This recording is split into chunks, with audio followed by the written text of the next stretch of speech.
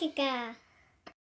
¿Qué tal amigos? Bienvenidos. El día de hoy vamos a aprender a cortar un pastel en capas perfectas y con un resultado súper profesional aunque seamos principiantes. Muy bien, aquí tengo este pastel o bizcocho de chocolate que vamos a cortar en 3 capas. Y como es un pastel que está muy bajito, van a ser capas de 1 centímetro cada una de ellas. Con este truco ustedes podrán cortar las capas de la altura que ustedes quieran y les van a quedar súper parejitas.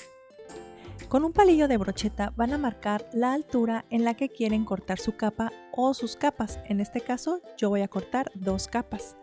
Y en esa marca que hagan exactamente van a clavar o a insertar un palillo de dientes o un mondadientes, dejando unos centímetros de separación entre cada uno de ellos. Esto es algo bien facilito, es simplemente así como estás viendo aquí en el video.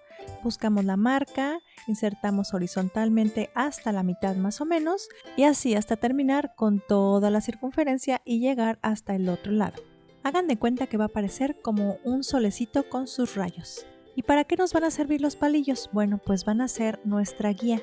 Vamos a ir pasando con un cuchillo grande y de cierre preferentemente por todo alrededor, exactamente por encima de los palillos. Y con una mano vamos cortando poquito a poquito, solo unos centímetros hacia adentro, con nuestro cuchillo en una posición horizontal para que quede muy parejito. Y mientras con la otra mano vamos girando poco a poco hasta que el cuchillo encuentre el centro del pastel. Para dar vuelta más fácilmente es muy útil usar una base giratoria como la que están viendo en el video. Pero si ustedes no cuentan con una, simplemente van a ir dando vuelta a su plato o a la base en la que estén trabajando. Y ¡tarán! Miren qué maravillosa y perfecta capa nos ha quedado gracias a esta técnica.